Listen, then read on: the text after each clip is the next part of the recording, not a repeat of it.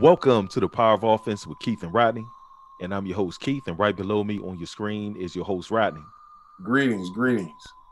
Today, we're going to discuss this comment that you see on your screen. And this was a comment that was left in the comment section of one of our videos. And to be specific, it was the video that we did on the Harriet Tubman $20 bill. Now, in that particular video, we have a clip from Judge Joe Brown, where he actually described some of the individuals in the Black community as monsters, and he made it clear that a lot of single moms are raising these monsters who are causing problems, troubles, and everything else you can imagine in the Black community. Saying impose your sense of responsibility on motherhood and start raising some decent young men instead of these little monsters that you have running around the house where you don't want to have a father involved with them. Start being real mothers and pay attention to it. So I made a statement, right? I made a statement in that video, and I said that I actually agree with Judge Joe Brown. And I played a clip of a monster in one of our Black communities across America. Now, we received this comment, right? Now, this comment was from over 3 weeks ago. I already addressed it, but Rodney and I discussed it, and we thought about turning this into an entire show, right? So that we can hash out why we were saying what we were saying and why we agree with what Judge Joe Brown was saying. Now, the comment on your screen says, "What kind of African American communities do y'all live in? I don't remember any great amount of monsters running around. I'm tired of people acting as if we live in war zones. Our people are hardworking, productive, law-abiding citizens for the most part." Now, I agree to some degree, but we cannot act like there aren't monsters running around in the Black community. And we're going to prove what we're saying with this particular show. We're going to prove it. Because yes, there are hardworking, productive, and law-abiding citizens in the Black community, of which Rodney and I are part of, and we're sure that Mr. Brian is also, right? But we have to address the subculture of monsters that exist in our communities too. Yes, we do. Now, for those of you all who don't know, Rodney and I were born and raised in the DMV. Now, the DMV is DC, Maryland, and Virginia. Now, we were born specifically in DC, right? And raised in Maryland, Prince George's County. All right. Now, I want to show you all something right here on your screen, right? I have the Washington Post, and I have the DC area, or shall I say the DMV homicides, right? Now, this is an up-to-date tracker. Now, it tracks up to the minute that these murders take place. That's what this is. It's an updated map of homicides in the district and its suburbs, including Montgomery County, Prince George's County, Fairfax County, Prince Williams County, Loudoun County, and jurisdictions within these counties. Now, as of today, right now, here we are. We're at the middle of February, right? We have 61 homicides in the DMV. 61. And it's cold outside. And we all know what happened when it get hot, don't we, Rodney? Yes. The murders go up. And it don't just happen like that here. It happens in every major city that Black people are in. Now, look at this. Right now, we have 61 homicides in the DMV, right? I want to show y'all something. Because we're building on this. We're going to unpack this, right? Let's take a look at the region. So there you go. Right here, you have DC, right? Right here, you have Arlington. This is Virginia. And on this other side, this is Maryland, right? Now, in this particular broadcast, we're mainly going to talk about Prince George's County, Maryland. And we have a reason for this, all right? But let's deal with this, what we have on the page right now. Now, as you can see, regionally, right? For 2021, again, we're only a month and a half in. In DC, we have 29 homicides. 29. In Maryland, we have 27. And in Virginia, we have 5. Now, the interesting part is when you look at, and I'm going to zoom in a little bit. When you look at the District of Columbia, right? Right here, east of the Anacostia, is the blackest side of the DMV. Now, DC used to be known as Chocolate City. Am I right, Rodney? Yes, correct. DC used to be what, like 70% black? Yeah, at least. But it's been changing over the recent years because of gentrification. It's been changing. The entire city's been changing, but you still have large pockets of black people east of the Anacostia. You still have it. Now, as you can see, most of the murders right here in DC is east of the Anacostia. This is the Anacostia right here.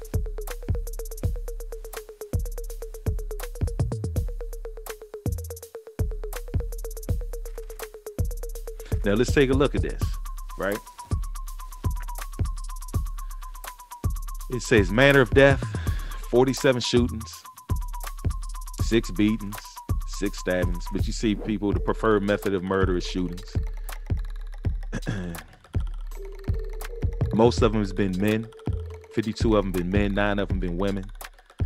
And the most interesting part is the age. Most of them are in their 20s. So most of these deaths are 20-year-old men. And most of them are black men. Am I right, Rodney? Yeah. Now let's take a look at something. Now I want to take a look at Maryland. I want to go specifically to Maryland. And right here in Maryland, we have 19 murders in Prince George's County. 19. 7 in Montgomery County, 1 in Laurel. Now Laurel, I know Laurel is what, part Prince George's County, part Anne Arundel County. And it's part Howard too. Oh, right, yeah, part Howard County too. Yeah, that's so Laurel, you have 1, that. right? But the majority of the murders that's in the Maryland jurisdictions of the DMV is right here in Prince George's County. Now I want to show y'all something that's very interesting about Prince George's County, because this man, right, that left this comment want to know what type of communities that we live in, right? Well, let me show you something. All right, I pulled up an article, and this article was issued by USA, right? WUSA 9. All right, now this is a news broadcast here in the DMV.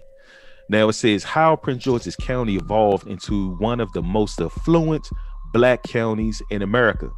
Now the reason we're talking about this is because, again, Rodney and I were raised right here in Prince George's County. Now born in DC, but raised in Prince George's County. And I still live in Prince George's County. I still live in Prince George's County, y'all. Now check this out. How did Prince George's County evolve into one of the most affluent black counties in America? Affluence, right? What is affluence? That means highly educated, right? That means high incomes, right? We can agree to this, right, Rodney? Yeah, exactly. That's affluence. Now it says Prince George's County wasn't always predominantly African American or black, or home of some of the wealthiest black communities in the United States, right? Let's listen to this video about Prince George's County. It's a suburb unlike any other. This is an educated community, again, well compensated, very mobile, a lot of federal jobs. Even ranked nationally by BET and others in recent years for having 5 out of 10 of the most affluent black communities in America. Places like Woodmore and Mitchellville are among them. David Iannucci is president and CEO of the county's Economic Development Corporation. Prince George's County is the fastest growing county in the entire state of Maryland for the last 6 years. Prince George's County, now home to more than 900,000 people, is often seen as a place of promise and opportunity where black communities can thrive. The median household income of about $86,000, which is equal to the United States, equal to the state of Maryland. But 86-year-old Perry Smith III will tell you it hasn't always been this way. When I came to Prince George's County in 1958, I saw poverty everywhere. There were no rich parts.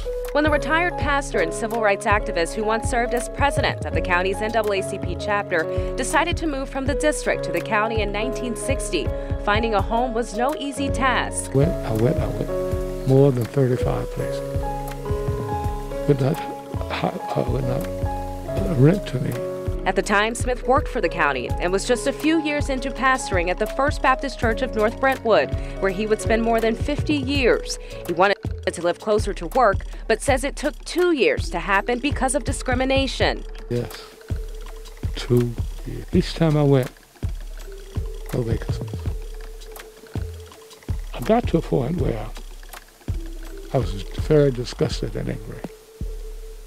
I said, this is it, I'm going to the county executive next time. With help from the county, he ended up moving to Charlestown Village in Greenbelt, where his new chapter would begin. So with the fight he took on to help integrate schools, housing, and employment in the county and beyond its border. To get up in the morning and see our kids and white kids on the bus together. And I would sometimes follow a bus, as others did, be sure they were safe. That was a great moment. In 1960, less than 10% of the county's population was black, out of more than 350,000 residents. But a shift in the demographic changed in the 70s as more black families began to migrate to the county, a trend that steadily increased for decades. Now, I just want to stop right there because my family, right, my mom and dad were a part of that trend. Now, my older brother, he grew up a part of his childhood uptown DC. But when my parents had, matter of fact, before they had my sister and I, they have already moved to Prince George's County because DC started to get bad. My parents wanted to get away from the crime that was happening in the city. Now, additionally, my parents migrated from the South, like so many other families here, so many other black families. A lot of us tend to have roots in the Carolinas, as well as Southern Virginia, and even in some cases, Georgia. My family moved from the South in the 50s, and my mother and father moved from DC to Maryland, Prince George's County around 63. Yeah, around 1963. That's right around the time my sister was born. Yeah. Indeed. So let's keep going.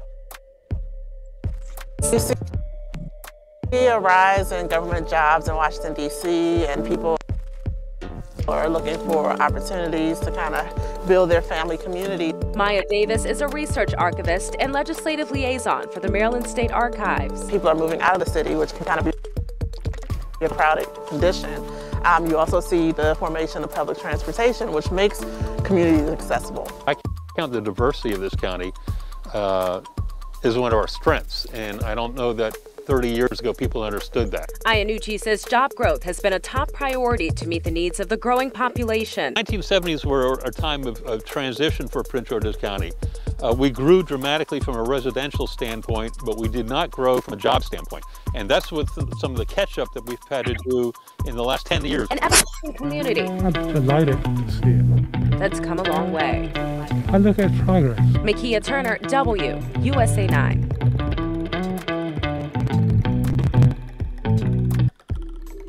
So we can arguably say that Prince George's County is some type of black utopia. I mean, we can kind of say that, right? Yeah. Prince George's County, they said for black folks was at one time, if not still, the richest black county in America. Yep. So as far as affluent, it's just, I guess, the money, because a lot of people in Prince George's County, they have businesses as well where they contract with the government. This is a government town.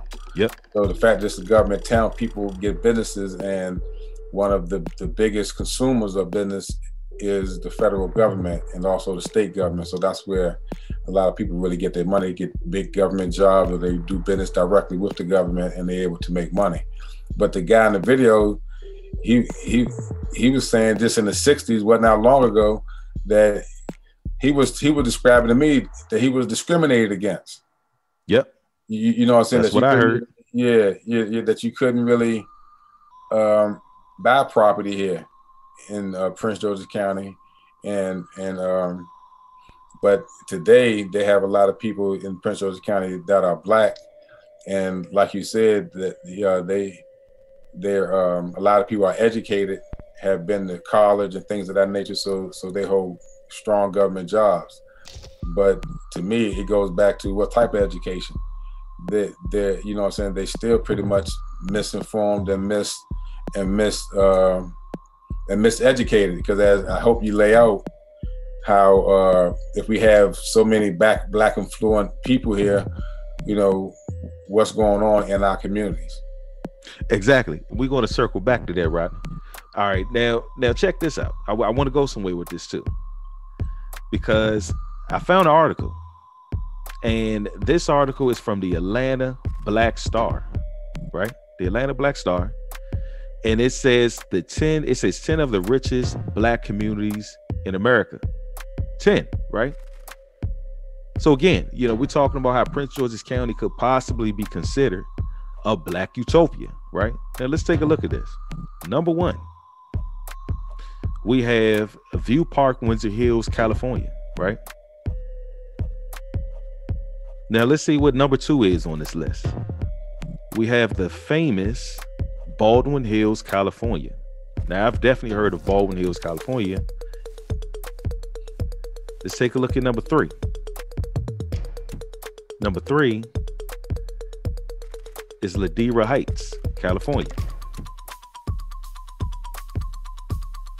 So California takes 1, 2, and 3. All right. So we have some rich black communities in California. Right. Now let's take a look at number 4. Number 4 is Mitchellville, Maryland. Now I grew up a large part of my life in Mitchellville, Maryland. Yes, I did. Number 4. Wow. You know, I grew up in the 4th wealthiest black community in America, in Mitchellville, Maryland. So right there, we have one community, Rodney, right, from Prince George's County that made the list. Well, let's take a look and let's see what's number 5. Still look like we're in Maryland, looking at the house, Colonial. Fort Washington, Maryland. Okay, so Fort Washington, Maryland takes number 5. Number 5, Fort Washington. Let's keep going. Let's see what number 6 is. See another Colonial. It looks like the home's here. Number 6 is Kettering. Kettering is around the corner from Mitchellville. Another Colonial. Woodmore. Woodmore came in number 7. Woodmore is around the corner from Mitchellville and Kettering. It's almost generally the same area. Almost. Number 8 is Friendly, which is literally a mile away from where I live now. That's Fort Washington, same thing. Generally same thing. Together. Yep. So that's number 8. Let's see number 9. Hillcrest, New York. So New York made the list. Hillcrest, New York is number 9. And let's see number 10. Uniondale, New York is number 10. Uniondale, New York. So New York has 2 communities, 2 of the wealthiest black communities. But here, right, here in Prince George's County, we have 5 of the richest black communities in America. Which still equates to Prince George's County. Google, which is the richest black county in America, just off the wing.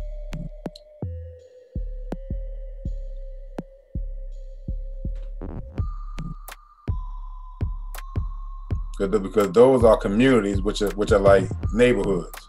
Yep.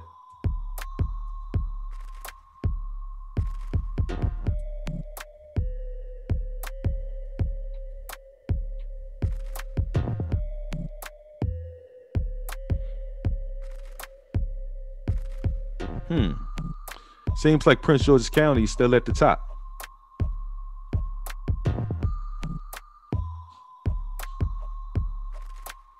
The wealthiest black county, yeah. So let's go somewhere with this, right? Let's go somewhere with this, right? So we're showing this. We're laying it out because, again, let's go back to the brother's comment. What kind of African American communities do y'all live in? Well, you see, we live in a county, the wealthiest, predominantly black county in the nation, and we have 5 of the most wealthiest black communities in the nation. That's what we have here, right? But check this out. Let's go back. Let's go back to this map. The murder map. Let's go back to this, right? And we're going to take a look at something, because check this out. I've already done the numbers. We're already looking at a month and a half, right? Into 2021. At the rate we're going, at 61 homicides. So that's far, 40 days. That's like 40 days, because it's the 20th. The whole DMV. If we continue at this rate, we're going to have over 488 murders by next year around this time, and that's the whole DMV. Now, DC will have 232 murders, but Prince George's County is going to have 152 murders. Now, we're talking about the wealthiest black county in the nation with 152 murders. Let's think about that. We're talking about an affluent county. You see what I'm saying, Rodney? That's what we're talking about, right? Now, in this particular county, right, we have black firefighters, like you see with this photo. Yes, we do. Just like we have white ones. We also have a black sheriff. Look at that. We also have a black sheriff sitting at the seat of power in Prince George's County. And for those of y'all who like to use the term people of color, right? We have a Hispanic or Latino, right? Police chief. Check that out. So it's a lot of diversity here in this county. It's just that Prince George's County is like 65% black. So we have always had black teachers, male and female. Am I right, Rodney? Yeah. Black police officers, black firemen, all of that. Judges, all of that. We're used to seeing black people in positions of power. Matter of fact, my entire life, I've always seen black people in government, from our county executive, from the mayor in DC, to county council here in the county, to city council in DC. And you even had the same thing in Montgomery County. I know, what's his name? Ike Leggett, I think was his name. Yeah, something like that. Yeah. You know what I'm saying? So we have plenty of black leadership here. Affluent black people, all of that. But let's go back to this. And again, I want to talk about Prince George's County, right? Because that's what we're dealing with. You want to know what community, right? Now, the community technically is the whole DMV, because the whole DMV roll together. Yes, we do. We all family and friends around here. All of us that came up around here. You know what I'm saying, right? Yeah. We all know somebody through somebody. That's right. But specifically, I really want to deal with Prince George's County, right? Because Prince George's County is the most affluent black county in the nation. Now, right here, as you see on this map, again, you see all these dots is where all those dead bodies was dropped in DC, east of the Anacostia, right next to Prince George's County. So from this side over, it's predominantly all black. Am I right, Rodney? True, yeah. But look at the murders. Look at this, Southeast, right? Now I'm talking about DC, y'all. Southeast. 17 murders in Southeast. 6 in Northeast. Uptown got 5 and Southwest got 1. Come on, man. Like I said, these are black people killing black people, man. It's a lot of monsters running around our community. So again, this brother want to know what type of community we live in. We laying it out there. It's a lot of affluent black people here. We live in the wealthiest, predominantly black county in the nation. But yet still, we still have war zones. Now, I'm going to point out something to y'all.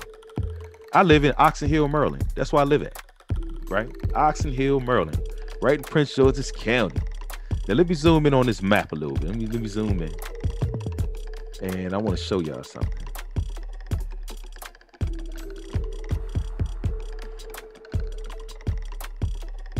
All right. I'm on this end, right here by Glassman. Now, I'm right here.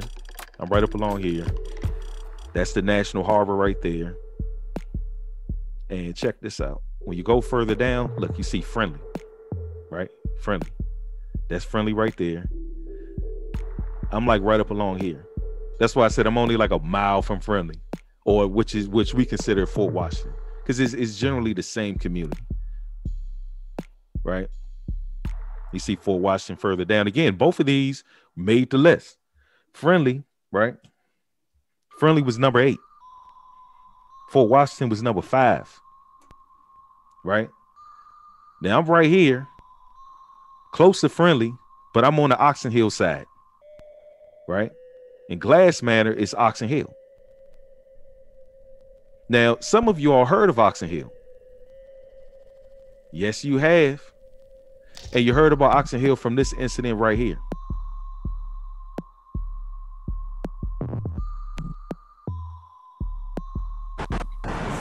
So tonight at 7 o'clock, we got a call for a stabbing. There was an argument that began inside the restaurant behind me between 2 adult males. That argument spilled out into the street. And one male stabbed the other. The victim, a 28-year-old man from our area, was rushed to a local hospital. Our police officers arrived on scene. They pulled out their medical trauma kits, and they began to apply life-saving measures on him here at the scene, and then he was transported to the hospital. About 51 minutes after the initial incident, we believe, is when he was pronounced dead at the hospital. What we have since been able to determine through our investigation, our homicide detectives are hard at work on this one, but we have been able to determine that preliminarily that this is related to the release of the sandwich here at this restaurant. That this individual was in line, a line specifically for the sale of the sandwich, when another customer and he got into an altercation. And that ended with the victim being stabbed outside of the business. So those are our initial details, that somebody cut in front of the other.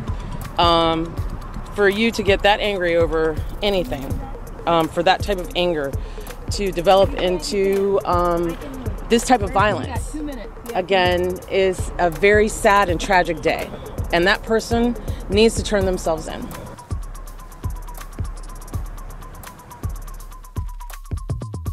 Now, some of you all have heard about that situation, because that situation has made national headlines. Oh, a chicken sandwich. Chicken sandwich, where the brother was stabbed to death over the chicken sandwich. That happened right here in Oxon Hill, Maryland. You know, I can actually walk about 2 miles up the street to get there. Yes, I can if I really wanted to. Ride my bike, you know, not that far from me. As a matter of fact, what's so crazy about it, Rodney, is I have a homie that actually knew the young man that lost his life. Is that right? Yes, indeed. Dang. That's what I'm talking about. Now, again, coming up. No, go ahead, Was he the one that cut in front of somebody, or somebody cut in front of him and he said something and got killed? He cut in front of the guy that killed him. Oh, he cut in front of the guy that killed him? Yeah.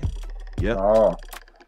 Now, what's crazy about this is, again, growing up in an affluent black county, right? I've known many monsters throughout my life, right? Some are locked up, some are dead. That's how it go. You know what I'm saying, Rodney?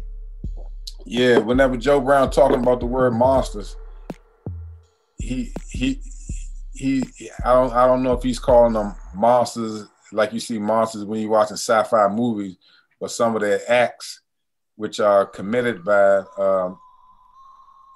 folks in these communities, are can be considered monstrous acts. So it's not like they're calling them monsters. So I don't want people to get it out of context. And I think that's what the brother thought, or he interpreted as we was calling them monsters, like a sci-fi monster is just the act is so unnatural. It can be defined as monstrous. So, exactly. Absolutely, a much bigger picture, in my opinion, as far as people conducting themselves in this community, when we have people who look like us, black people, who are in what people call power, like a sheriff or executive officers or councilmen, people that we elect. So we have all this black influence with all this black wealth, but yet our children are killing each other. Yep. To me, that's a problem that's much deeper than what he's talking about. You know what I'm saying? Because if we have money and we supposed to have education, why is our community acting like this? Exactly. Check this out, Rodney. Again, here in Maryland, right? Now, this is Prince George's County, Montgomery County, and Laurel. 10, 20-year-olds. Again, most of the shooting deaths, right? Because most of it is shooting, man. Most of them are in their 20s. These are young men. Young men. We do have a subculture in Black America that is toxic, right? And that promotes and encourages murder, violence, drug use, etc. And it's disgusting, right? And I have something that I want to play that address that too. Yes, I do. Let's keep going. When I grew up in Harlem in the 40s and 50s, I never heard a gunshot.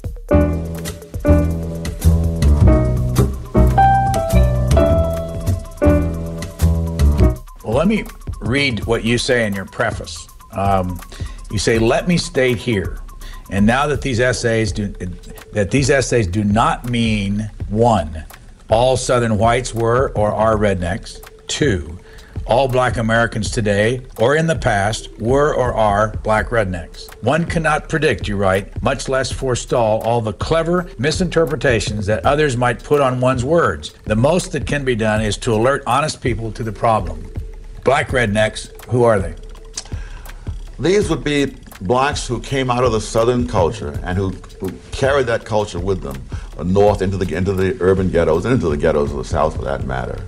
And who have not moved out of that culture since. Over the years, both Blacks and whites have moved away from that culture. But in the poorest and worst of the ghetto areas, there are lots of people who have not. And these kinds, it's a culture which didn't do whites any good, and it's certainly not doing Blacks any good today. And the tragedy is that people regard this culture as somehow the authentic Black culture, and therefore you're not to interfere with it. I'm proud to be a bartender. Ain't nothing wrong with that. I don't feel no ways tired. I come too far from where I started from. Black English is considered not quite proper English. On the other hand, if Blacks happen to have all the power and own all the corporations and whites were working for them, it would be the other way around. There was a period, I'm trying to remember now, I believe it was in the mid-70s, when substandard English began to become viewed as a discipline of its own within linguistic studies and so forth. And for all I know, it was all perfectly legitimate that certain speech patterns would be traced back to various regions in Africa and so forth. And this is a language of its own. It has its own validity. But the argument, your argument would be, I don't really care what its validity is. It's holding people back. It's preventing them from participating in the wider society. Is that right? Absolutely. And also, none of these things went back to Africa. Oh, is that so? No. You can. Yes, they did not go back to Africa. If you look at the peach, for example, using the word axe for ask and stuff like that, all of that goes back to the South, and it goes back to the parts of Britain from which white Southerners came. I want to stop it right there real quick, right? Because when he's talking about improper English right there, it reminds me of things like in Baltimore, when they say, like when they're referring to a dog, you know, D-O-G, they say Doug. You see that Doug over there? Doug. I'm like, what are you talking about, Doug? You mean dog? Right? Just like here, I know here in the DMV, right? People like to say, yeah, I'm from that area. You mean area? This is generally what he's talking about. Let's keep going. So if you trace, calling hog entrails chitlins, that was in a certain section of Britain, the section from which whites moved into the South, and they were known as rednecks and crackers in Britain in centuries past, before they ever set foot in the South. So the whole thing is as phony as the $3 bill. In Intellectuals and Race, you cite an observation by the intelligence expert, IQ scientist James Flynn, that just stopped me cold. After the Second World War, you've got large numbers of American troops remaining in Germany. For that matter, there's still several tens of thousands there today. And both black and white American soldiers had children with German women. And Flynn discovered that those children growing up in Germany showed no IQ differences at all. The black kids and the white kids, the same. Professor Flynn concluded that the reason was that the offspring of black soldiers in Germany grew up in a nation with no black subculture, close quote. Which means what? Which means they experienced I want to stop right there, because in my opinion, that black subculture that's being referred to is the hip hop culture. That's what I believe that black subculture is. And I'm gonna go somewhere with that as we unpack this. Let's keep going. Exactly the same expectations. Is this the No. The expectations are external. The culture in which they grew up was not the culture in which black kids grew up in America today. So they had. There's no gangster rap that was pervasively available in Germany. So here's what I'm getting. There is something about black subculture in America today that holds African Americans themselves back? Yes, because that very same subculture held whites in the South back as well. That in the time, this mental testing in the First World War turned up, among other things, the fact that whites from various 4 or 5 southern states scored lower on the mental test than blacks from 4 or 5 northern states. And so it really was a question of the subculture that was there, which was a handicap to both. I could go on for days about the social degeneration, but let me give you just one quick example. When I grew up in Harlem in the 40s and 50s, I never heard a gunshot. Now, I'm sure someone fired a gun somewhere in Harlem, but it was not such a pervasive thing that you had to hear it. You know, I have relatives in Washington. I asked them the same question. People in my generation. Growing up in Washington, D.C. Yes, and low-income black neighborhoods. Did you ever hear a gunshot when you were growing up? And the answer was no. I have relatives in North Carolina. I asked the same question. No. I want to stop right there real quick. Now, check this out, Rodney. Years ago when I was selling life insurance, right? I remember selling life insurance to a brother that was in your age group. Now, he grew up around 58, right there off of Central Avenue, right? East Capitol, right? This brother told me that, because he was like, man, you know, I'm proud to see a young brother like you doing something positive with yourself, da-da-da-da. And I'm like, well, thank you. He said, man, let me tell you something. He said, man, you know, I've been locked up, he said, for like 25 years. He was locked up for basically selling drugs. The man said that back when he grew up around 58, he was like not even that far from Marvin Gaye grew up at. He said that people used to love each other. He said, man, black people used to love each other, man. You know, it'd be fights and stuff here and there. He said, man, wasn't nobody killing each other or anything, man. But he said, man, in the 80s, man, when the drugs hit, he said, man, himself, he said, and everybody he knew, everybody just lost their mind, man. He was like, man, yeah, which is an excellent point, and what makes what Dr. Soul is saying like he's out of touch with reality. You know, because what he's saying may be true and it may exist, but what he's failing and fatally leaving out is the system of racism and white supremacy. Because just what that brother described from the 58th, the Marvin Gaye park, which is Watts, which is where we used to shoot ball at. I grew up, because 58th is in DC, I grew up less than a mile away from that joint, right, which is in Sea Pleasant. So I know for a fact, like when my family moved around there in the early 60s, you know, we had community. We could walk around our whole neighborhood. Everybody knew each other. It was a community. Yeah. So whenever he said that those drugs came out in the 1980s, who put the drugs in our community? You know what I'm saying? So we're talking about the result of these drugs in the 80s and in the 60s, the Jim Crow laws in the 30s and the 40s, and everything that every time we try to get our communities together to move forward, something attacks the community, and it attacks our community as a whole. And if you look around the planet, you're going to be hard-fest to find anywhere in the community of any black people around the planet or dark people around the planet who are not on the bottom of the totem pole financially, educationally, politically, anything that's deal with the system. You find the mass majority of people who look like us at the bottom of that pole, and there's some who rise up out of that. But look at all the BS that you have to go through in order to rise up. The system would take those odds all day. So where this brother is failing to me is he's not going to the root of the problem by which he complained. And what he's saying is absolutely correct, but there's a hidden hand that people fail to talk about. Right. It's basically what you're saying. Thomas Sowell is correct. However, there's still a part in it that he's not talking about, which is basically said racism and white supremacy that played a factor into it. I can agree to that, but let me say this though, Rod. Well, one of the things the brother did say to me also was that he wished he didn't participate. Like he said this to me. He said he wished he didn't participate none of it.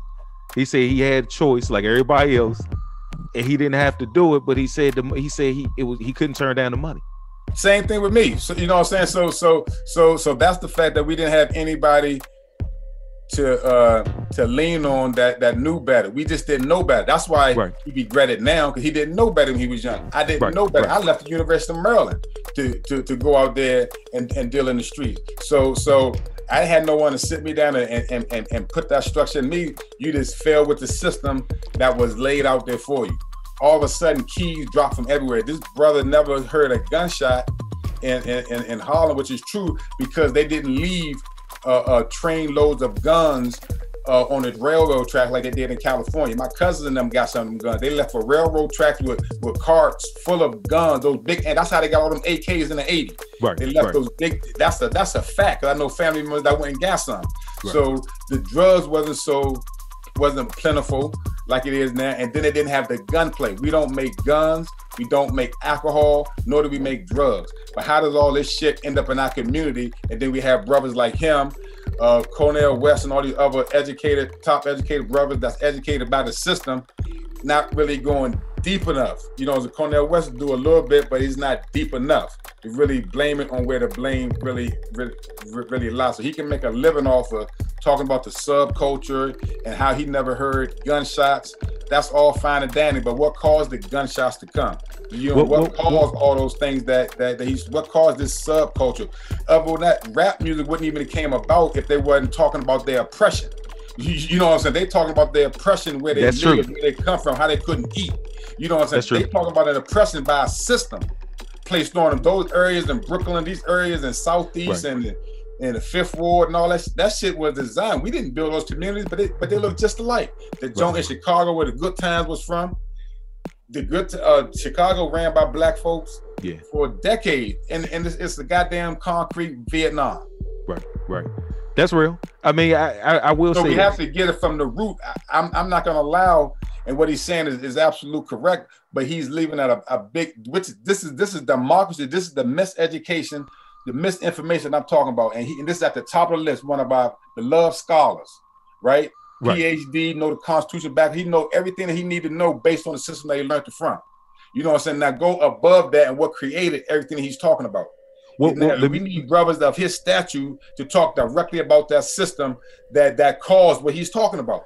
Well, let me say this, Ron. Let me say this, because he also was from a different generation. Because I know, like you're from Generation X. I'm at the tail end of Generation X. I'm at the tail end Generation X, but I'm also right there next to the millennials. You know what I'm saying?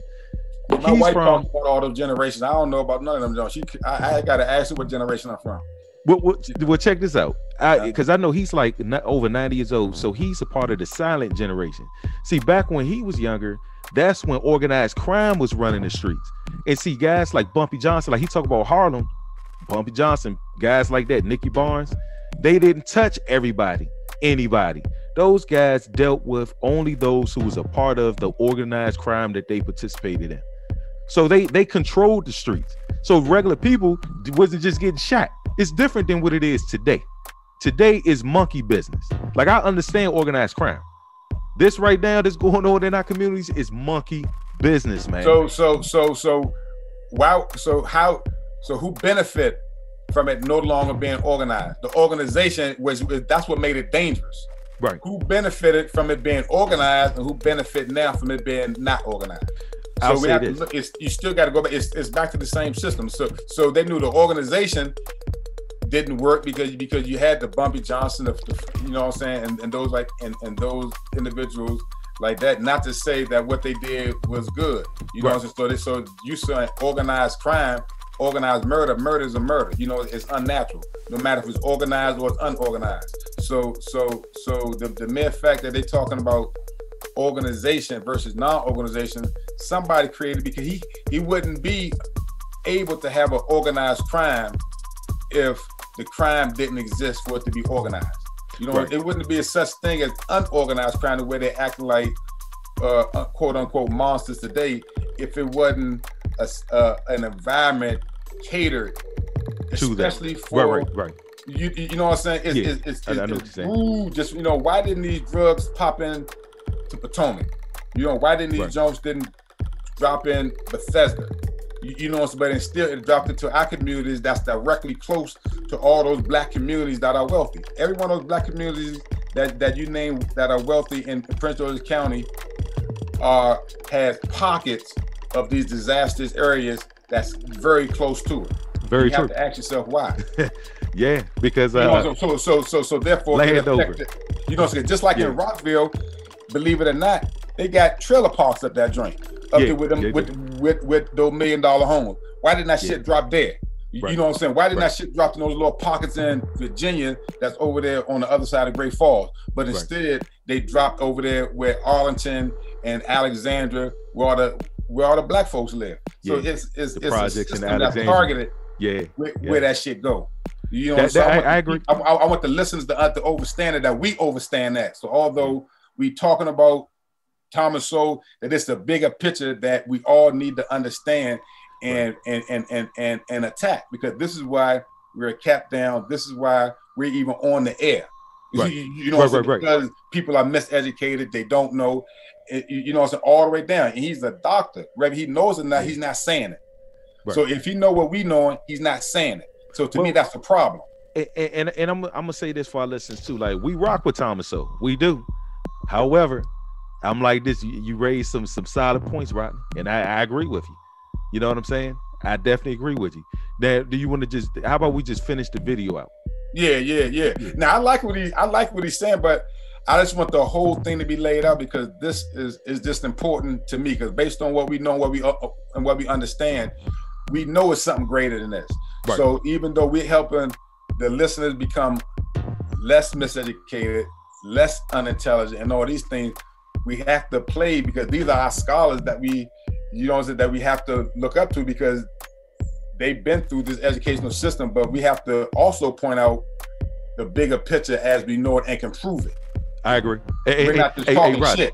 And I want to throw this out there too. Personally, I have a whole, I say this, I have a much higher regard for Thomas Sowell and Dr. Walter Williams than I do for like a Cornel West or Michael Eric Dyson and that crew.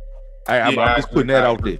I agree. You know, at least in practicality, it makes way more sense what Thomas Sowell is saying, as well as Dr. Walter Williams, the late Dr. Walter Williams, versus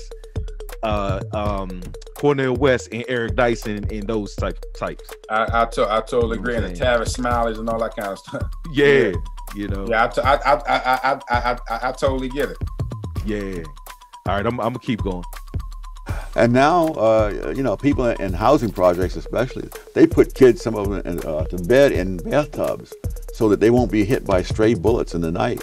Now we take it for granted that there's tremendous levels of crime and violence in the black community. That was not always the case. In the 20s, it was very common for white celebrities, including George Gershwin and William Faulkner, to go up to Harlem not only for entertainment places, but to go into private homes of people they knew. And Gershwin played Rhapsody in Blue and this home where Walter White lived. Milton Friedman, when he was a graduate student at Columbia, he and the lady he later married would go dancing at the Savoy Ballroom in Harlem.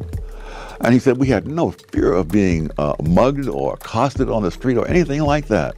I've heard you say, Tom, when you were a boy growing up in Harlem yourself, your own neighborhood felt totally safe to you. Not totally safe. I wouldn't exaggerate, but there's nothing resembling today. I mean, I did sleep on hot nights. I would sleep out on the fire escape. When I tell people in Harlem that today, they think I'm from another galaxy, you know. But that people slept on the fire escapes in New York and in the public parks in the 30s, all over the city. Because it was not a jungle. And you could run through a great number of other things. Children raised without two parents present. That was about 22% in 1960. One generation later, it was 67%, and it's gone up a little since then as well. And now the rate among whites is higher than it was among blacks in 1960. Right. Stop right there for a second. I want to interject something. Okay. Now, where he describing that 22% in the 60s and prior, and how it changed in that one generation, that shows the attack right there, because like I said, when my family came up from Georgia in the 50s, right? My oldest aunt came up first, 1955. And then as she got established, she brought her other sisters up. Then they finally brought their parents up. You know what I'm saying? And it was only like a few steps from that Jim Crow, which was only a few steps, because her grandparents were slaves. Right. You feel what I'm saying? So the fact that we was injected with that harsh reality for all those centuries, and then once we started to see any type of leeway, we respected and took care of each other, and we created things for ourselves. We had our own businesses. We had because we wasn't allowed to work with them. You know what I'm saying? So as we built our own communities and our own businesses, our own safe zone, they looked over and said, "Damn, these niggas doing better than what we thought since we freed them." So let's start interjecting something. So because soon enough they gonna be challenging us. You know what I'm saying? So that's that separation that he's created with that he's not explaining. I want to put a little more emphasis on explaining how everybody looked out, how you was able to sleep out, and you didn't have to worry about the things because everybody was able to take care of themselves. You know what I'm saying? We trusted each other and we didn't have interference. Right. So and he just explained it. It took one generation to go from 22. That's triple. Yeah. You know what I'm saying? We're not that dumb to whereas we just disconnect from family at a triple percent from 22 to 66. That's 3 times. You know what made us go down that? I don't think we did that organically. Well, let me say this, right? I want to plug in right here. I believe it happened because of policies that was issued by what they call the welfare state, specifically Democratic policies. This is what I believe. Again, the same Democrats that was responsible for slavery, right? They were the slavers. The same Democrats that set up Jim Crow, right? That everybody tend to think in the black community that the racist Democrats switched parties to the Republican Party. I personally believe that some of them, right? Some of them switched parties, but I believe that most of them still stayed. You know what I'm saying? And the reason why I'm saying this is because I'm looking at the policies in all of the major cities where black people live. This is where the guns got dropped off. Right? This is where the drugs got dropped off. These are the areas where there's high murder rates, right? And in my opinion, liberals, right? I'm gonna tell you why I feel like they encourage it. It's because they benefit from our dysfunction. They benefit from it. Say it again, Rodney. I said they benefit from. I just added our demise. Yeah, they benefit from black dysfunction and demise. And demise. That's what I see from this, and I'm like, year after year, and it goes further. It goes deeper. Just like what the brother said, that first went to PG County in 1960. He said he couldn't find a place to stay. That was a result of the federal government implementation of their housing laws. You know what I'm saying? Where you couldn't even get a loan on a house, and when they would advertise houses, they wouldn't advertise in the way that they advertise them today, where you put a sign up. They wouldn't put a sign up because they feared that black people would ride in that neighborhood and try to buy it. So therefore they had an underground real estate system just to keep those neighborhoods as white as they can. they didn't advertise, you know what I'm saying, on a regular basis. They advertised like word of mouth, you know, only to sell to other people who look like them. And these are just a result of even deeper policies that the Democrats were a party of and made, which actually did more suppression and oppression than themselves. It's the policy is way more than people. Because the policy can outlive the people. Yep. You know what I'm saying? Policy can last for 80-some years. You know, they don't live that long after they implement it. So you're right. Because like you said, Rodney, it just changed. You know what I mean? It just, man, I'm telling you. And we're going to expose this as we go along with more and more videos. We're going to expose this whole cover up, man. And I'm telling you, a lot of the issues we have in the Black community are policies from the progressives, the liberals, aka the Democrats. I'm telling you. Yeah. We're gonna prove it. Yeah. You know? But the main question is why people that look like us are just so, you know, I think we should be doing better because we have high people in government. We have a black sheriff. I agree. All these illegal foreclosures was able to proceed with a black sheriff coming knocking on your door, putting you out. And people actually writing the sheriff, telling them what's going on, provide them evidence. He turned a blind eye. Melvin, what's his last name? Melvin High. Melvin High. You know what I'm saying? To me, treason's been at his doorsteps for many, many years. He doesn't follow the Constitution. I don't see why they keep voting him in office. The reason why they keep voting him off because they're miseducated, they're uninformed, and they're unintelligent.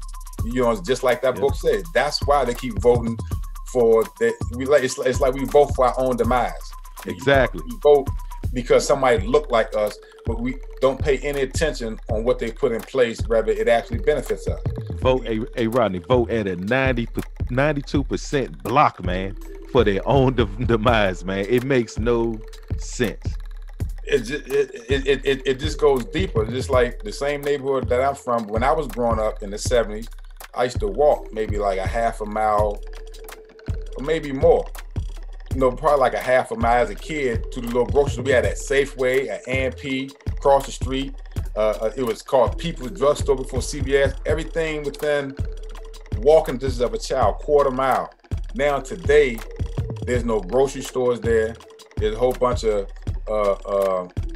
chicken wing places, stuff that kill you with the fake hair. There's no CVS's around. There's no Safeways around. There's no Giants, and you know that there's no Whole Foods, nothing organic in this community of Sea Pleasant, which is right on the border of DC. I mean, it's just nothing there. Everything is there, just horrible. But yet we have all these black politicians, all of these black characters that's in our public eye that we put in office, who's just been bringing us down, and they've all been Democratic. I mean, it's crazy. Oh, and Rodney, don't get it. Let's throw this out there. And Sea Pleasant is only maybe 5 miles down, 5 miles closer to DC, or shall I say 5 miles out from Mitchellville. It's not even that far. Yeah. 5. It's not even that far, man. Ride our bikes to Mitchellville. Man, hey, check this out, Rodney. I went to Seabrook Elementary School, right? Seabrook Elementary in Lanham, and kids from Glenarden used to be bussed over to my school. Yeah. You know what I'm saying? It's not that far. Yeah, it's not. You know what I'm saying? And Glenarden is another one of those areas or neighborhoods that was pretty rough. Yeah. You know what I'm saying? Mm-hmm. Yeah. Again, in the most affluent black county in the nation. Yeah. But let's keep going. Who's being had? Exactly. I asked my black folks in Prince George's County who believe. Exactly. I take responsibility. I take responsibility. I take responsibility. Black people are being slaughtered in the streets, killed in their own homes. These are our brothers and sisters. Our friends, our family. We are done watching them die. How do you define a white liberal? Those kinds of people who have the kinds of attitudes that are called liberal in the United States, although the word is misused, those people have created an atmosphere in which these counterproductive cultures are to be celebrated, perpetuated, and the consequences overlooked. It reminds me of a scene in The Blue Max where this general is encouraging this daredevil pilot to do all kinds of wild stunts, you see, knowing that the guy's going to kill himself if he keeps doing this, and therefore the general will be rid of a political problem. Now, I don't think that the white liberals are doing this deliberately, but I think the net results are the same. They are cheering blacks on and doing things that are absolutely self-destructive. Again, he just said the same thing we said, Rodney. Yeah. Again, they benefit from black dysfunction and demise. That's what it is. Now, he gave them the credit and said he don't believe that they're doing it intentionally. But I'm gonna plug this in. I believe it's intentional. Yes, I do. I know for a fact it's intentional. I mean, the proof is in the pudding. Just look at the results of the neighborhood. Look at the condition, the way. Look at the murders.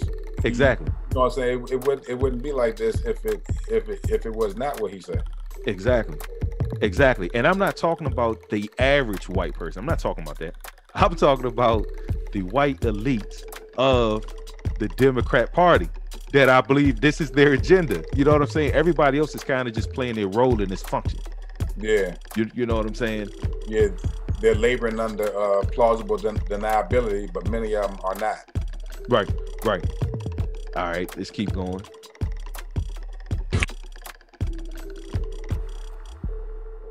One of the things I discovered in the research for my book I'm currently working on is that leaders of groups that are lagging in countries around the world almost invariably have counterproductive policies for them.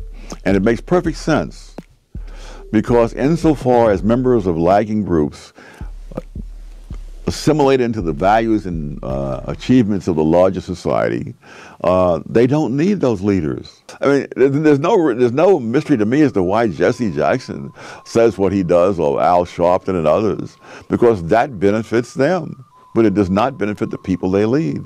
And all the incentives are for leaders to lead people into things that don't help the people, but help the leaders. What you'd create there would be an exception for Dr. King, though, wouldn't there? Yes, but he was different because he was earliest, or what? Why? What's different about it? Well, it's like insurgent movements in general.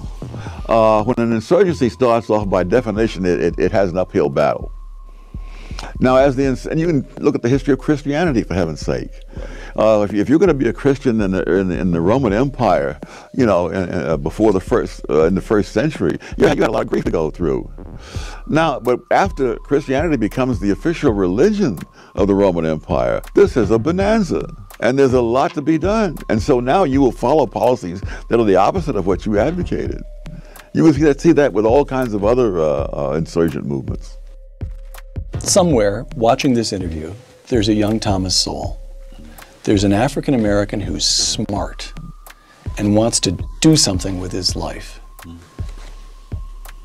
It seems to me we've already got one piece of advice you'd offer to him is stay away from the races industry. Stay away from the race hustlers. What advice would you give a young Thomas Sowell? How do you make something of yourself as an African American in America today? The way anybody else would. You equip yourself with skills that people are willing to pay for.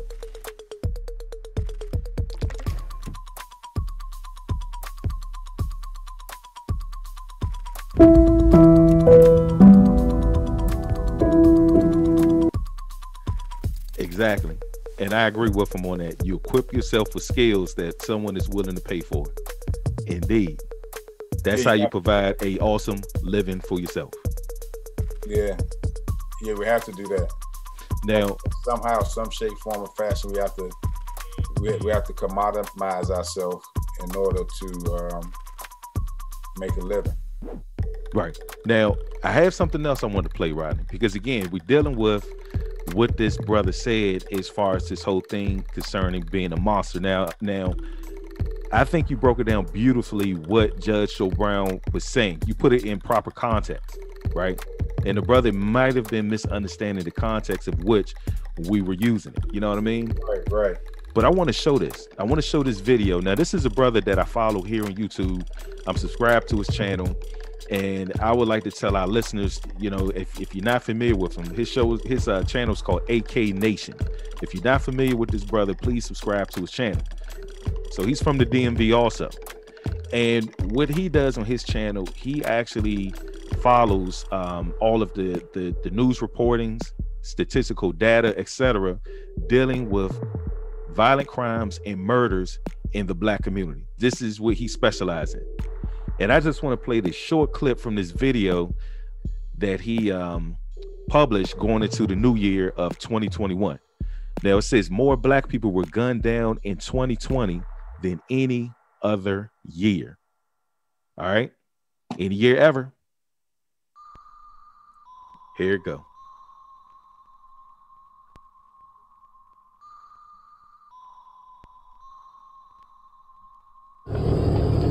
We've been on top of this. We've been chronicling this all year, for the last few years.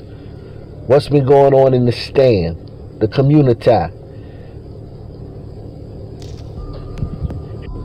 And this year is by far the worst I've ever seen. Records are being set in many cities. And yes, the faces of the people who are dying in these cities, in the urban centers. I ain't talking about in Wyoming or Alaska or Idaho. I'm talking about in the cities where the football teams and the basketball teams play at. In those places, it's us, and this was the worst year, which is so ironic that the year of Black Lives Matter was the worst year ever for murder. The numbers are in. This is the worst year ever. The year of Black Lives Matter was the worst year of black on black crime. Make that make sense. Make sure you support this channel. Make sure you share these videos. You must share these videos. It's important. You see they playing with the numbers. They cannot stop you from sharing. They can stop people from seeing from this coming up in the suggestions in the search bar and all that stuff, but they can't stop you from sharing this.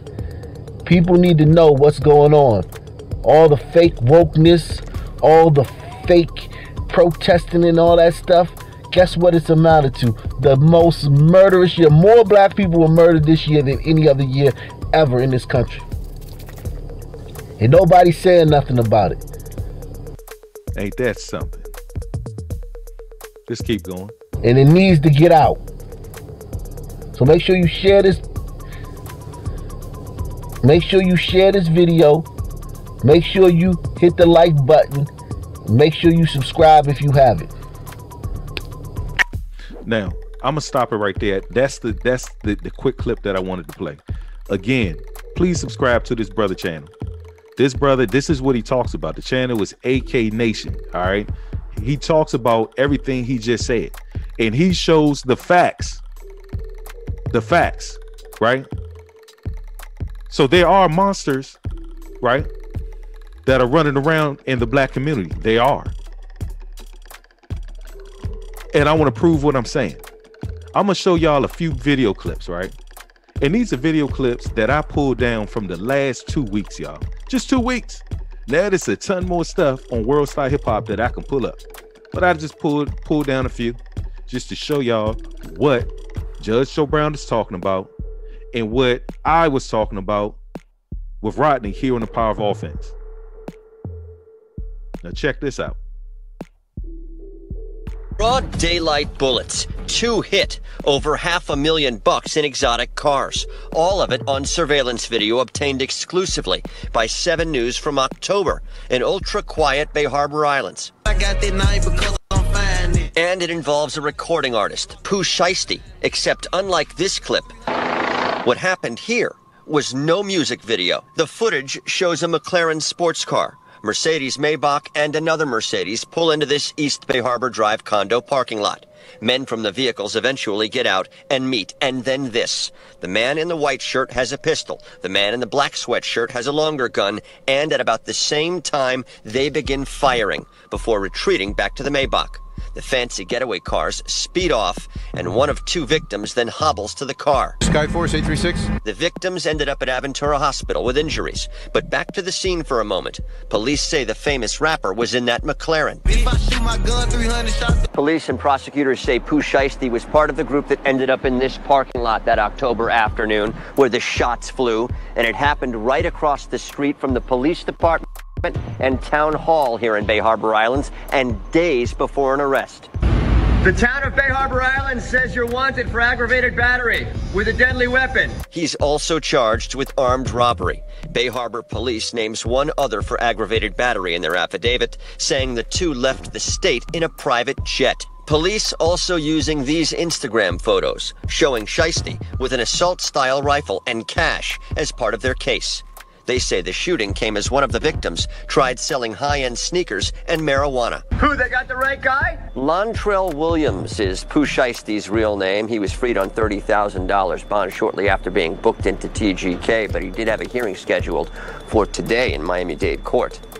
We're in Bay Harbor Islands. Sheldon Fox, Today in Florida. I have more.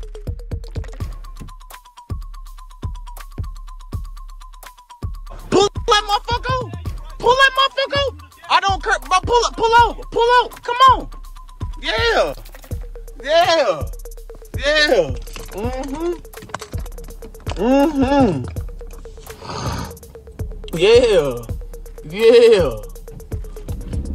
Any nigga pull up on anything other than fight, nigga, on me, nigga, you better be ready to go under the dirt, nigga.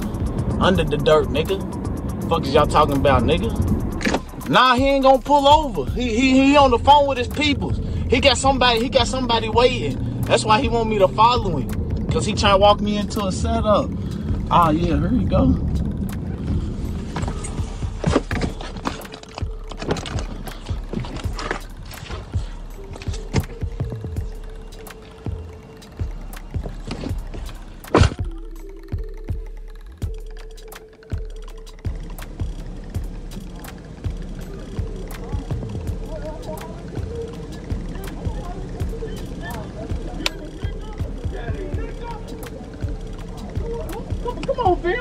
Come on, bro.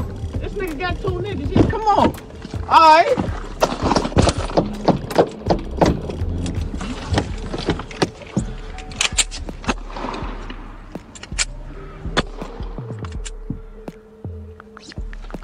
He's a whole bitch. I told y'all he's a bitch. He's a bitch. Y'all see that shit? He's a bitch. He's a bitch. He's a bitch. Plus, I busted my back. Fuck, he thought. Now, I'm going to stop right there. I don't have to keep playing it. Again, these people are in our community. They willingly record themselves doing these things. Yeah, they're just confused. You know what I'm saying? And the media taking advantage of this. The system got our people twisted. But it's more. They're acting like monsters. Acting like, that's what I'm saying, right? Check this out. But it's weird. Hey, that's the last time I'm finna see you, bro, on Instagram.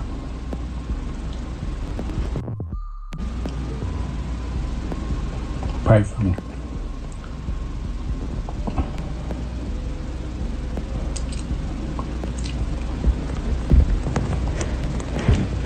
Me and the cops finna blaze it.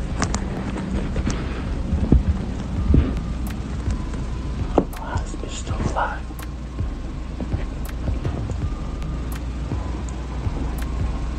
Yeah, bitch try to set me up. She tried to set me up. That's what she did. She tried to set me up. It's the last time you're finna see me on Instagram, nigga.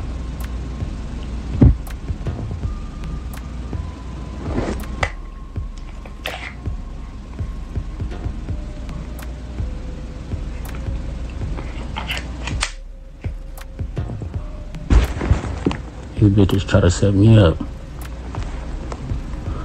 Ozzy Marcus and Shuddy P trying to have me killed, dog.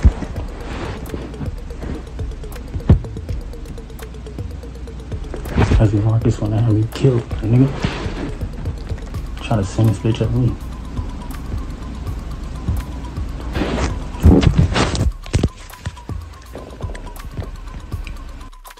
We can stop right there. Let's not act like this stuff isn't happening. What was he doing? He's showing, now they got it blurted out, but that's the body of his dead girlfriend. He shot 2 women right there. Shot 2 women after assuming they were trying to set him up. Shot and killed him. That's a rapper's brother. He confused. He's on crazy. How about this one?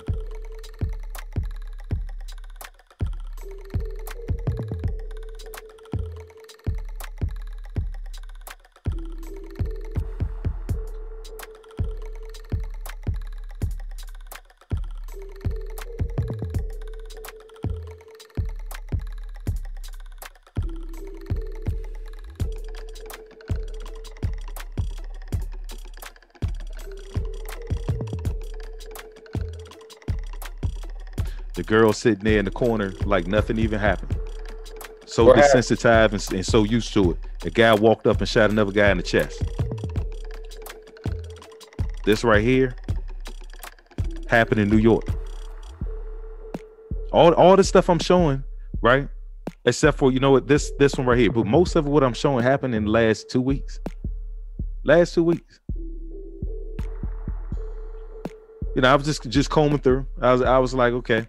Every once in a while, I will take a look at World Style Hip Hop just to kind of see what's going on, because most of these videos are people recording stuff, either a surveillance camera caught it or people recording themselves doing things. Look at this one.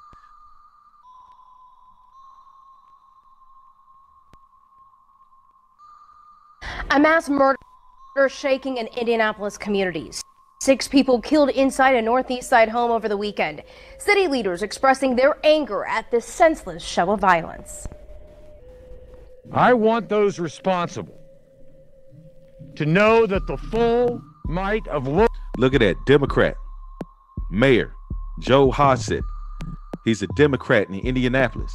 Again, this young man was a rapper. This is what Thomas Sowell was talking about when he says the subculture, the gangster rap culture. Check this out.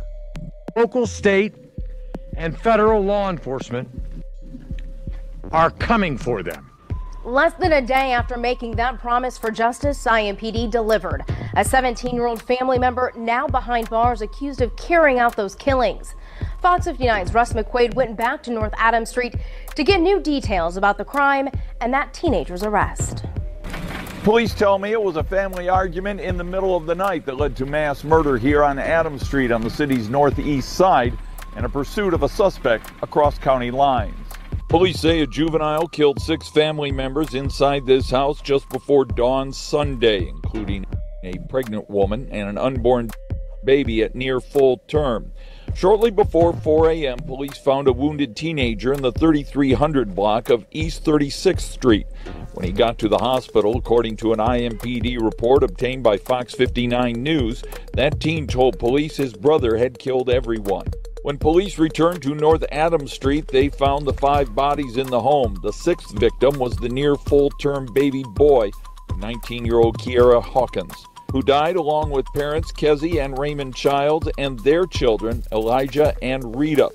According to the IMPD report, the survivor, who ran for his life, said his older brother got in trouble for going out Saturday night, and when he returned home Sunday morning, Raymond Childs told his son they would deal with this later. It was sometime later when the child said he heard gunshots upstairs and his sister's voice yelling that they were being shot. I can stop right there. I think enough is said. I just want to show that it's a pattern. It's a truth to what it's truth to what Thomas Sowell is saying. It is a subculture of violence in our neighborhood. Now this one, our communities. Now this one just happened.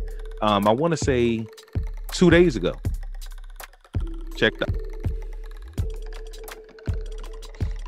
The fire department gonna come. Lord have mercy.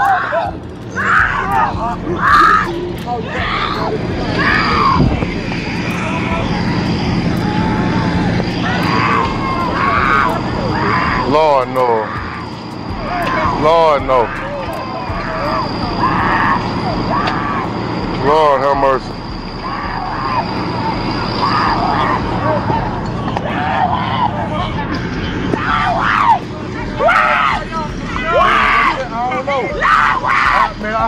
boom, I thought it was somebody shooting something. I ain't. Man, I'm so mad.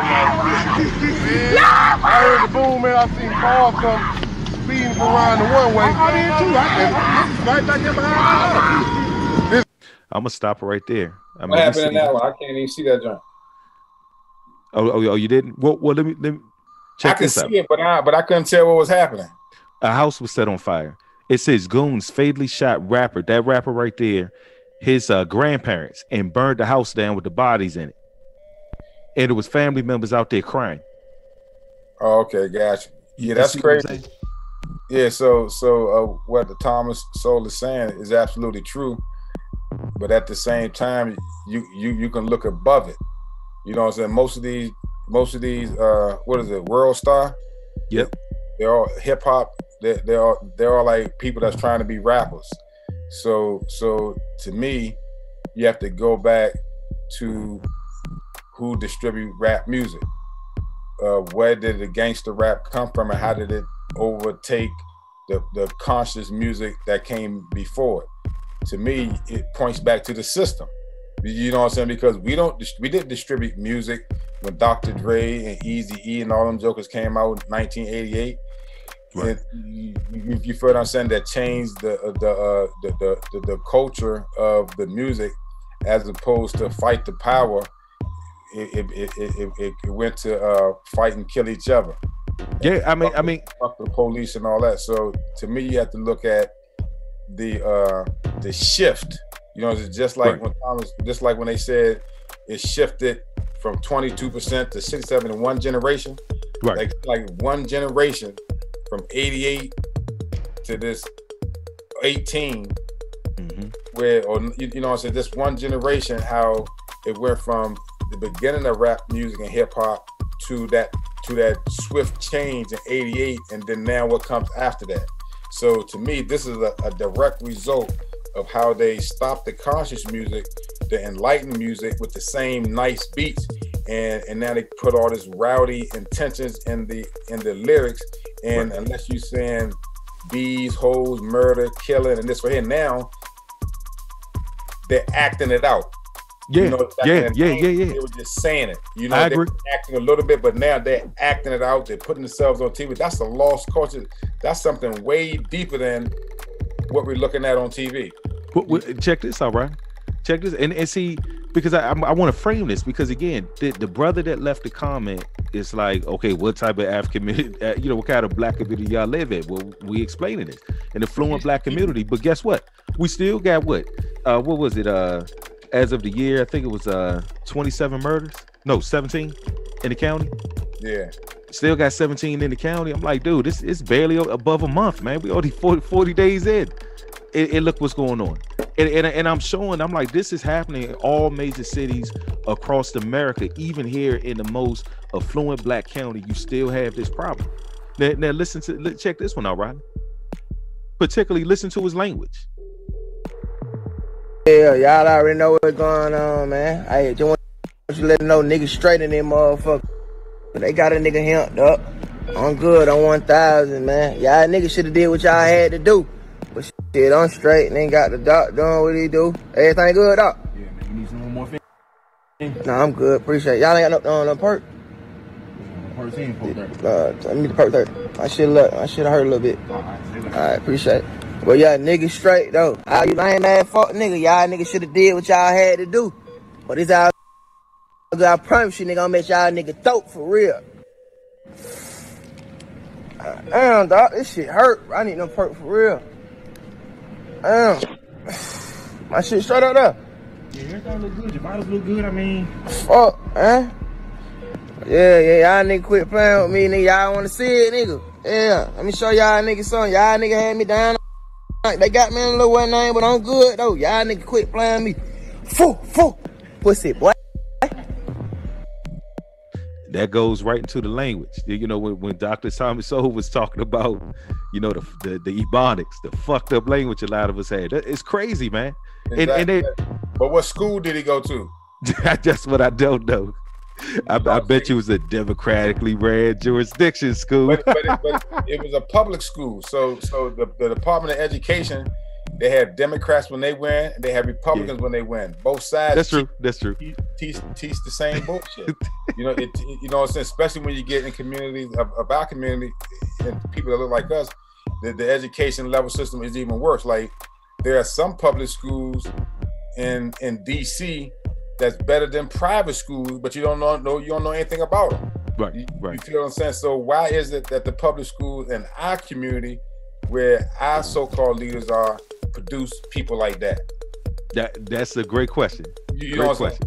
So what type of education did his parents have? Did their parents have? Where did that disconnect happen? So it's you know, so I get, right. You know what I'm saying, like the way he's talking, it sounds crazy. he wasn't born speaking that way. How did he learn to speak and to speak like that? I agree. What conditions were set in place to make him speak and act? He look crazy. He do, man. And it's almost comical. It really is, man. And it's quite embarrassing. And I don't even know, and I don't get embarrassed easily. But this shit is embarrassing. Like they got a whole website just to diminish people. Look like I don't see any white folks on this junk. It ain't that. It's some. Hey, Rodney, it's some, but it's mostly black people. I'm telling you, man. And they're recording this themselves. Watch this one. Watch it, because I got to get on the ladies too. Watch this one.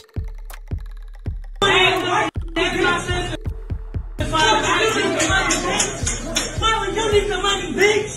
Marlon, you need the money, bitch.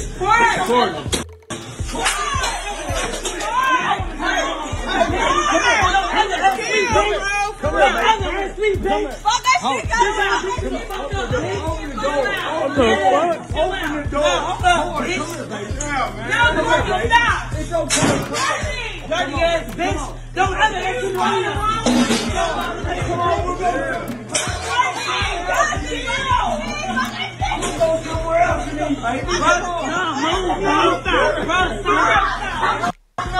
We could even stop right there. I mean, we could all use our imagination about the rest of it. You even got this one. We can't fight Lynette. Yeah, we can't fight Lynette. Come on, face on. Bitch, I'm gonna fuck you on my bitch. I'm gonna hit the wall. I swear to God to my mom. Lynette, come on. For real? For real. Jamaica, where you at? Coming for show. Who? Lynette, I'm coming for show. Jamaica, where y'all at? Jamaica beefing with them too. They started beefing with them last night. Oh, any bitch complain on you. No, stay right here. Yeah, can do.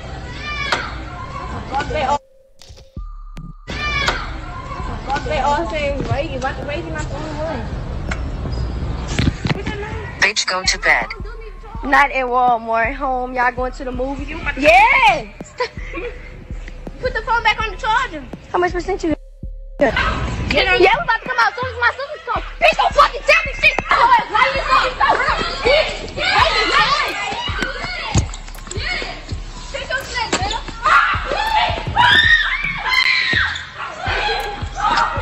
Oh, Lord Jesus Christ. I'm going to fast forward it, son. I'm going off. They shut up. But I'm just saying, sorry, y'all. Hey, Milk, I mean... You're doing too much. You weren't even supposed to do that like that. You're doing too much. But yeah, I'm sorry. Dang. I ain't mean to say if that girl. I ain't mean to do all that. I'm just going to stop it right there. And I'm going to give y'all background on it. 13-year-old girl stabs a 15-year-old girl during a fight at Walmart and brags about it on Facebook Live. All I'm trying to point out, showing these videos, is that there are some people, right, that we can categorize as monsters that exist in the black community. Again, most of these videos is only from like a week to 2 weeks ago. This one is from January 26, 2021. It just happened. And all of these things are happening in other places. None of these videos I showed happened here in the DMV. And again, we have already had, what's that? Let's go back to the map. We have already had a total of 61 homicides just here in the DMV. Do you see what I'm saying, Rodney? Yeah. 19 here in the most affluent black county in the nation. 19. So all I'm trying to point out is that there is an issue in the black community, and as much as we need to be sensitive to the needs of the people to try to fix this situation, right? To empathize with them, we also need to recognize that monsters do exist. And that's the whole point. I want this brother to understand. You know what I mean? We're not trying to put down our people. We're only talking about the facts. So I'm showing the facts. Showing the facts.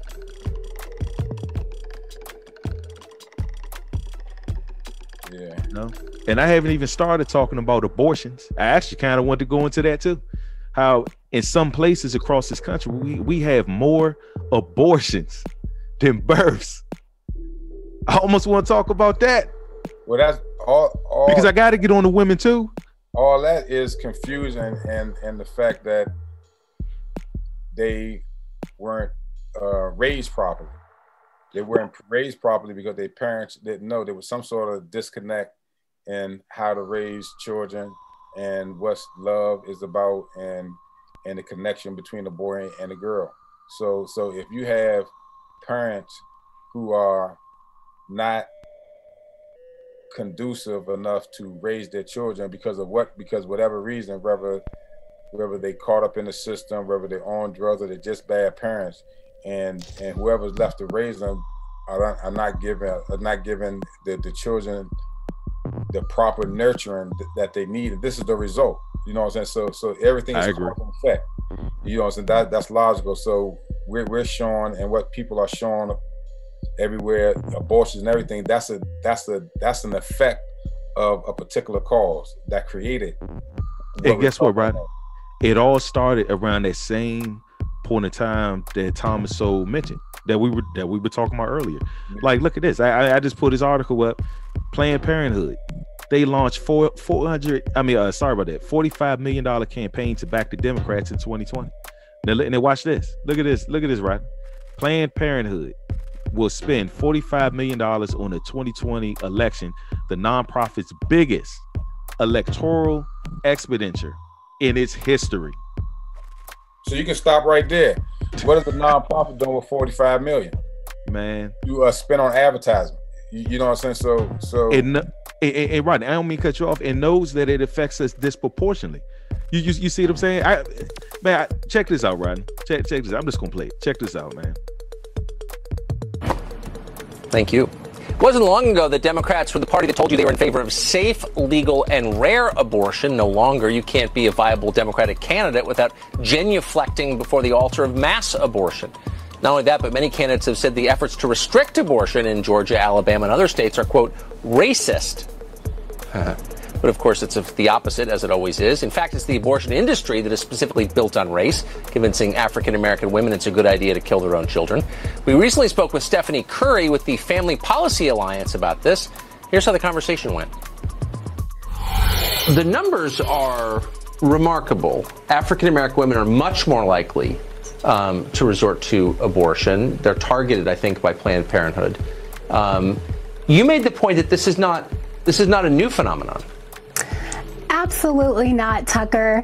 Planned Parenthood and big abortion has been targeting the Black community and the Black population, and that's nothing new.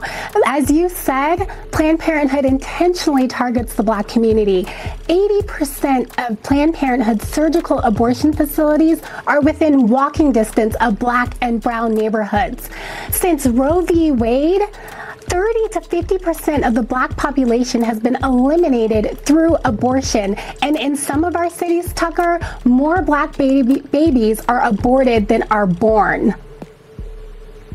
So this is obviously a disaster. If you care about people or a community, then you want them to have children. I love my children. I want them to have their own children, right? That's what you wish for someone you actually love, care about. And if you don't like someone, you want them to stop reproducing. Why does nobody say that? You know, the pro-choice party of today really has a degrading argument towards Black women, and it's almost racist in that Black women are perpetually ill-prepared and incapable of raising their own children or providing safe and healthy environments for their children or quality education, and the only option available to them is population control.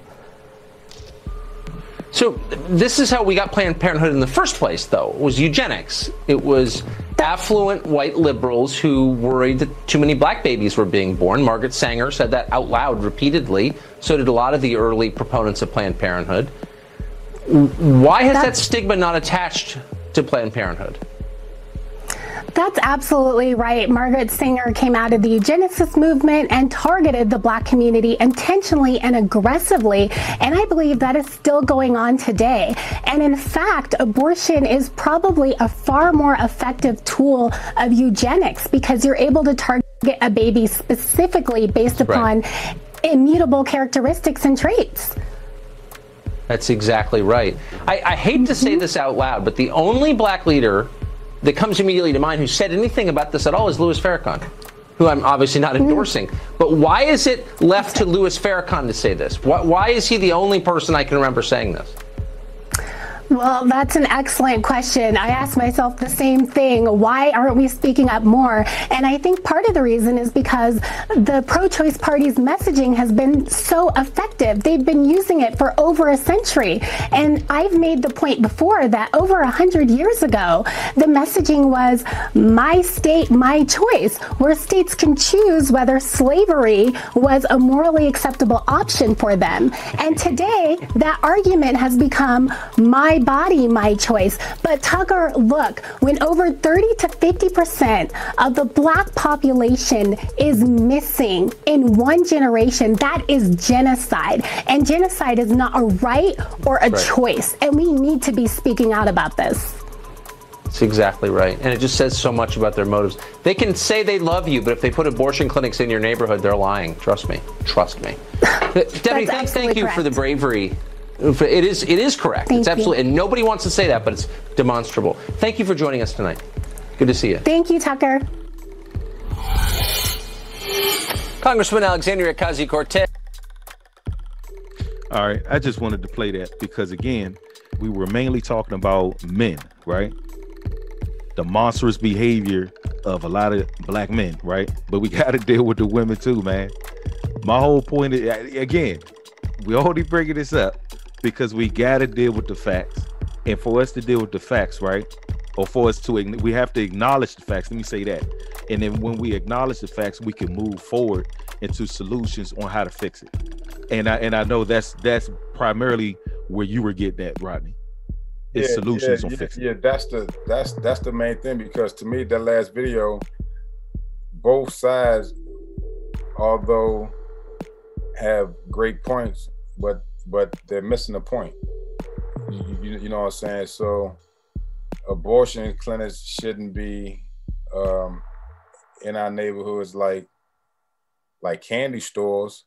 You know, I don't agree with telling a woman what to do with their body, but at the same time, so a woman appears to me, they don't know what to do with their body. You know what I'm saying? And that comes from not being taught, being misled, miseducated, and unintelligent. They don't know the precious, the universal presence that they're dealing with when you're dealing with even making a child. You know what I'm saying? They reduced it to the F word, but it's called making love for a reason. You're actually making something. So it's a much spiritual meaning than what we're being taught in school. So they just think you just get pregnant and have an abortion. They don't understand the consciousness behind that because we're not being taught. So what they're talking about is, it may be true, but if those little girls are not taught because their mothers don't know and their grandmothers don't know or not taking the time to learn, we have to reflect back as to why, and it goes back into that separation gap that Thomas Sowell was talking about. In the 60s, we knew, we was able to teach our little girls, we knew how to raise them. We knew how to raise our little boys to where they wasn't conducting themselves in that manner at such a young age to produce unplanned parenting. You know what I'm saying? Children. So Planned Parenthood appeared to be taking advantage of the dysfunctions, and the demise of our people, and saying that, yeah, just have free sex, and come to us and destroy your body. You know, because you're destroying your body piece by piece when you have abortions. And plus, the spiritual side of that, I'm not even going to get into what you're doing to those souls that you're going to see again. So, that's right. So it's much more than what they're putting in front of us. You know, it's to get to me. It's back to the system. So I'm gonna preach that to the cows don't come home until we understand that there's a system that's the hidden hand that's manipulating everything that these videos are talking about, and those who are speaking about it on TV and on YouTube and radio are only talking about the effect and not talking about the hidden hand, which is the cause. So we need to understand that there's a cause behind all this effect with what we're saying. You know, the monstrous acts of the young men with the murders, and the monstrous act of the young girls by just having abortions as if they're just going to the restroom. You know, so that's what it pretty much boils down. They just having them just like they're going to the restroom. And that's just because of the miseducation, the misunderstanding, and the unintelligence of our community as a whole. I mean, it's sad. I agree. Now, hey Rodney, again, you know what I mean, to close it out, again, what we're going to answer his questions again. What kind of Black communities do y'all live in? Well, we just showed you. We live in the most affluent and wealthiest Black county in the country. All right, we just showed that. Now, he said he don't remember any monsters running around. I do. Living in the wealthiest and most affluent Black county. And I know you do too, Rodney. Yeah. So again, you could be tired, brother, of people saying that we live in war zones. Well, guess what? I don't live in a war zone. I didn't grow up in one. But I've seen it. I have family members that grew up in the war zone. I've seen a lot. Actually, we're actually living in a war zone. We just don't realize it. You know, most of us don't realize that we're being war, that this is a war being perpetrated against us. So yes, we are living in a war zone, but not the war zone he's speaking of. Right, he's speaking of. I agree. You know, he's talking about a war zone like you're in Beirut or somewhere fighting Al Qaeda or whatever you want to call them. That's not the war that we're talking about. The war that we're talking about is the cause of the effect that we're speaking. That we're speaking of. It's the cause. It's the hidden hand of that system that stripped us of proper education, proper being intelligent, and proper information, and turned everything into a miss. So we're missing everything that we need in order to have a proper community and not act like quote unquote monsters. Hey, Rodney, the war zone we living in is democracy. That's what it is. Yeah. It's democracy. You know what I'm saying? We try to get back to the republic, man. Yeah. That's guaranteed under Article 4, Section 4 of our Constitution. It has to be fair. Yeah. You know, if we enforce the Constitution and the laws as they are, it would be a lot fair if those laws were actually followed by those who took an oath to follow them. Facts. I think that's a good way to end this, man. Yeah. I think this show was hot. I believe our listeners, I believe you all have gotten a lot of great information out of this. You know, if anything, you had an opportunity to learn more about Rodney and myself, you know, where we from, how we came up, all of that. I think the show was hot.